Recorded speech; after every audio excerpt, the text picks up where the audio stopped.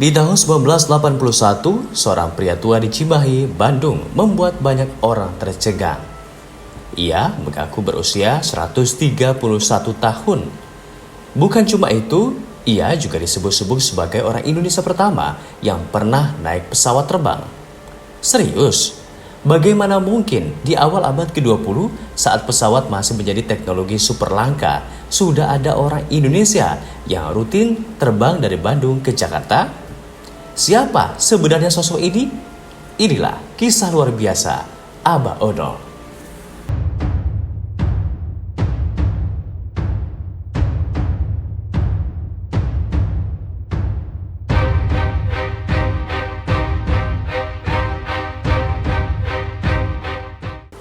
Namanya dikenal sebagai Abah Ono. Beliau adalah warga Cimahi, Bandung pada tahun 1981. Abah Ono mengaku berusia 131 tahun. Tentu saja, banyak yang meragukannya. Bahkan petugas KTP Kotip Cimahi pun tidak langsung percaya dengan klaim tersebut. Namun, penyelidikan wartawan dari harian Berita Buana menemukan dokumen penting. Dalam KPTS Menteri Pertanahan tanggal 17 Januari 1953 tertulis bahwa usia Abah Ono saat itu adalah 112 tahun. Artinya, jika di tahun 1953 ia sudah 112 tahun, maka secara hitungan logis klaim usianya di tahun 1981 memang mendekati angka tersebut. Sebuah angka yang luar biasa untuk ukuran manusia biasa.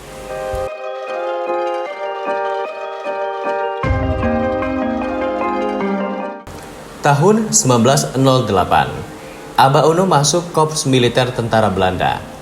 Ini adalah masa ketika Indonesia masih berada di bawah penjajahan Hindia Belanda. Ia bahkan pernah bertugas di Aceh, wilayah yang saat itu dikenal sebagai daerah perlawanan yang sangat keras terhadap Belanda. 20 tahun mengabdi, pada tahun 1928, ia pensiun dari tentara Belanda. Namun kisahnya tidak berhenti di situ. Justru disinilah bagian paling mencengangkan dimulai. Tahun 1915, pesawat terbang masih menjadi teknologi baru di dunia. Bahkan di Eropa pun belum banyak orang yang bisa merasakannya. Namun Abah Ono mengaku hampir setiap minggu ia terbang dari Bandung menuju Jakarta menggunakan pesawat udara pertama di Indonesia. Pesawatnya masih berbaling-baling, bahkan disebut memiliki 12 baling-baling.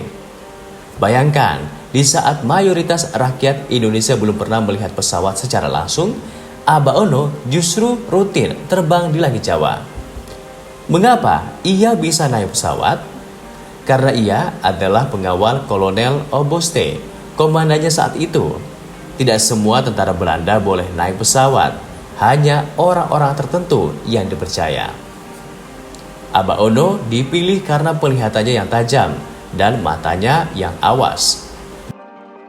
Dari udara, katanya sangat sulit membedakan perkampungan dengan hutan. Semua tampak hijau, hanya jalan dan sungai yang bisa dikenali. Dan yang lebih mengejutkan, sejak pertama kali terbang, ia tidak pernah mabuk udara. Sebuah hal yang sangat langka, bahkan hingga sekarang. Jika kisah ini benar, maka sangat mungkin Abah Ono adalah salah satu orang Indonesia paling awal, bahkan mungkin yang pertama, yang merasakan sensasi terbang dengan pesawat.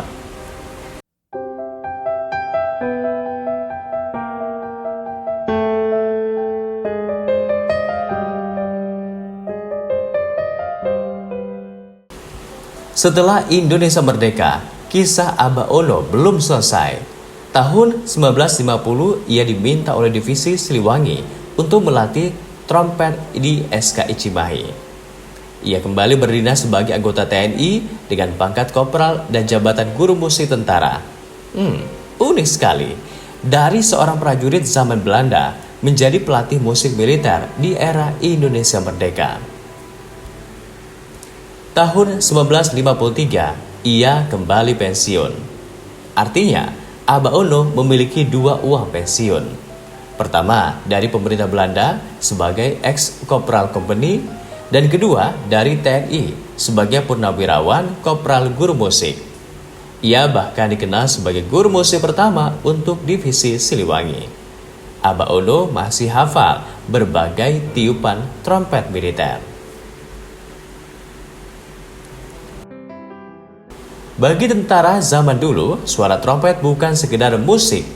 Itu adalah komando. Itu adalah disiplin. Itu adalah kehidupan sehari-hari.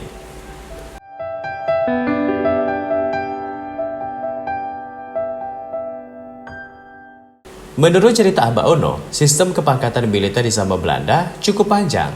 Dimulai dari Sepandri, lalu Kopral, Sersan, Sersan Mayor, Ajudan Onderleutnant, Letnan 2, Letnan 1, Kapten, Mayor, Overste, Kolonel, Jenderal Mayor, hingga Letnan Jenderal. Menariknya, untuk bangsa Belanda, pangkat Kopral disebut Brigadir, dan pangkat itu lebih tinggi dari Kopral biasa. Untuk naik menjadi Kopral saja, seorang prajurit harus melalui 11 kali ujian dan pendidikan di Magelang. Dan meski sudah lulus, selama 6 tahun gajinya tetap seperti prajurit biasa. Disiplin dan perjuangan yang tidak ringan.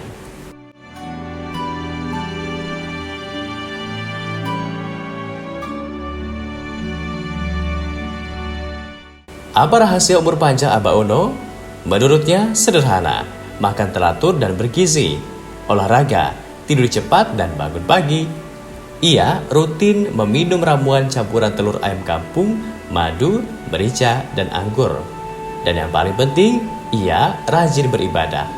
Bahkan katanya, ia sering berdoa kepada Allah Subhanahu wa Ta'ala agar hidupnya segera berakhir, karena merasa usianya sudah terlalu panjang. Kini Aba Ono telah tiada, yang tersisa hanyalah kisahnya. Kisah seorang pria dari Cimahi yang mungkin menjadi orang Indonesia pertama yang terbang di langit Nusantara. Kisah seorang prajurit 2 zaman, kisah seorang guru musik militer, dan kisah tentang umur panjang yang hampir tak masuk akal. Benar atau tidak semua detail ceritanya, Aba Ono tetap menjadi bagian dari serpihan sejarah yang unik dan menarik untuk dikenal.